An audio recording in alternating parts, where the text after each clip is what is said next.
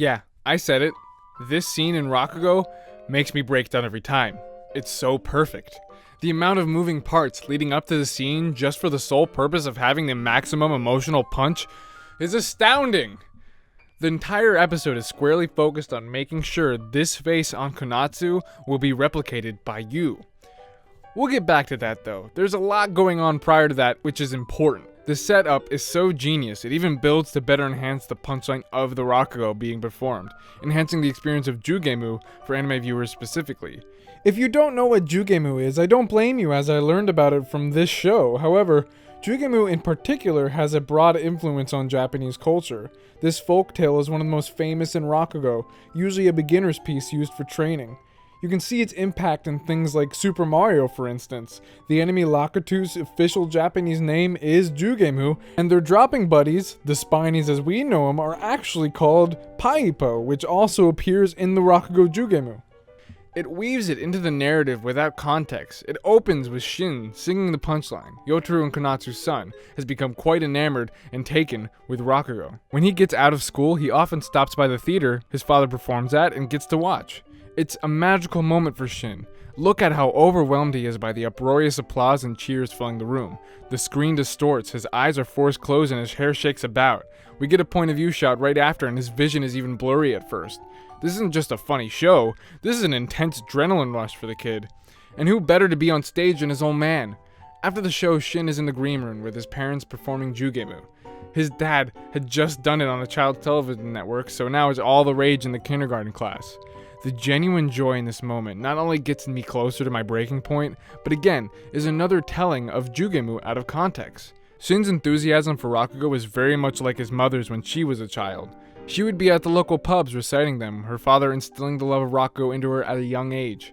It is intensely heartwarming to see the same values being instilled in their own child. This pure joy is then starkly contrasted with Yakumo's entrance. This is also his first appearance in the episode, which swiftly turns the tone sour and dark.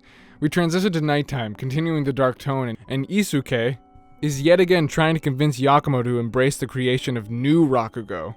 This is a contentious point, seen as blasphemy by the older Rakugo performers, but since that generation has mostly passed except for Yakumo, it seems that the younger generation wants to see change. Yakumo expresses the belief that Rakugo dies with him.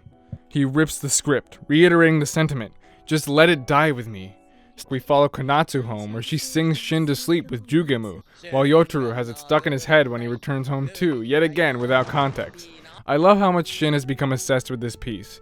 I have several memories as a kid having that one piece of media that I would watch or listen to hundreds of times. It's so routine even the parents subconsciously sing the piece to themselves, but they purely embrace it because they love Rakugo with a kid-like passion still. The way this scene illustrates the synchronous yet separate love of Rakugo between Yotaro and Konatsu is so important to their relationship. The giddiness on Konatsu's face with the idea of her performing is so damn perfect and also so unlike her.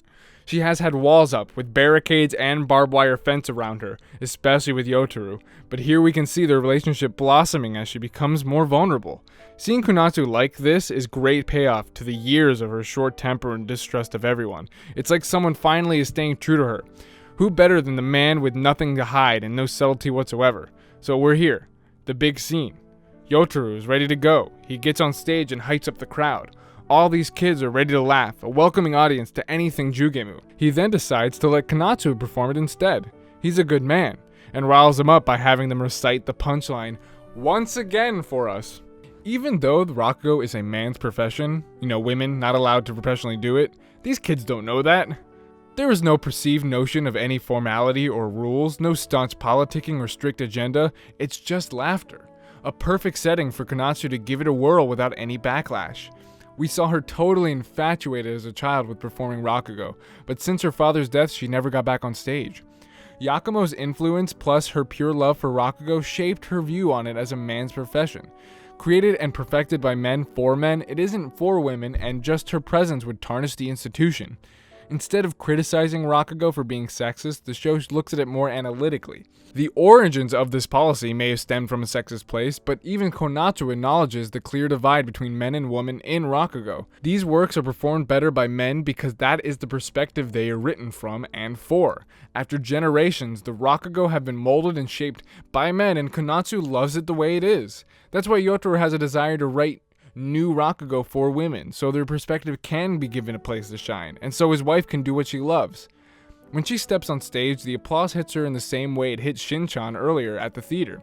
It almost overwhelms her. She is forced to gather her composure for a moment. She begins Jugemu, with a voice we haven't heard from her yet, a commanding, piercing voice that holds great stage presence. I want to zero in on the opening lines of Jugemu here, describing how life is full of falsehoods, however, nothing holds true like a child's charm, and how one will not understand that without having a child for their own. This is where my mind explodes. The specific Rakugo chosen for this show to be performed at specific times is obviously intentional. It must represent and support the themes and ideas being conveyed in the actual story. In this episode, we get lengthy discussion from Yakumo proclaiming Rakugo to be dead.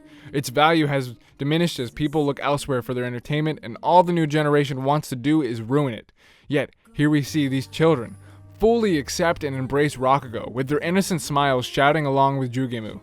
We see Konatsu, a woman performing Rakugo, something forbidden by the rules of practice, yet these children don't mind. It's in these children. There is where Rakugo's future lies. It's obvious it will live on. The love shown for this one piece will last inside these children and others out there. Konatsu and Yotaro continue to live with this perspective, having Shin and later another child that can spread the pure essence of Rakugo towards the future. Why? Because it's funny, it makes these children laugh, and nothing is more consistently true in life than a child's charm, as the old saying goes. Yakumo never has children of his own. He never even marries. He consistently rejects any who try to aid him in having a fulfilling life. The record continues to spin, and everyone outstretches their hands to Yakumo, but he instead chooses to be dragged down by his regret. The lasting stain Tsukuroku's death has had on his life has colored his entire outlook bleak, and so that's how he sees the world. He isn't here to see this event at the kindergarten, where Rakugo has life.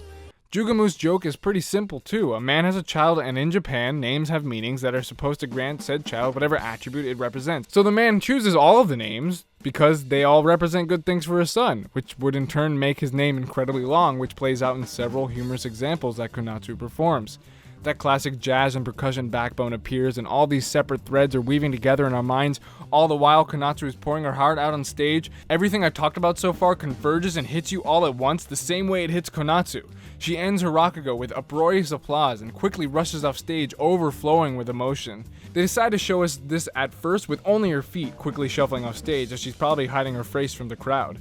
Yotaro is there to meet her, and she can hardly speak with how excited she is. Yotaro sees how happy his wife is and speaks the pure essence of the episode, the entire show, and pretty much everything. Isn't Rakugo fun? You see this face. Konatsu is me right now. Every time I watch this scene, I feel this way. The teasing of the punchline leads to a fun aha moment when the context is finally revealed. It's special. The discouragement of women performing Rakugo makes her performance special. The son getting to witness his parents do what they love is special. Yotaro being there for Konatsu and her finally opening up to him is special. The scene's contrast with Yakumo's despair is special. The comparison of Shin and Konatsu as children is special. The pure joy Konatsu can give an audience, just like her father did, is special. This scene is special. So is this episode. So is this show. I can't believe how effectively it resonates with me. Every time feels like the first. It honestly makes it difficult to even work on this video. I get so emotional each time because of how much I care about every single element this show carefully presents to us. Nothing is wasted. Nothing is out of place. Every single thing in this episode is perfectly timed and paced for the ending, just like a performance of Rakugo.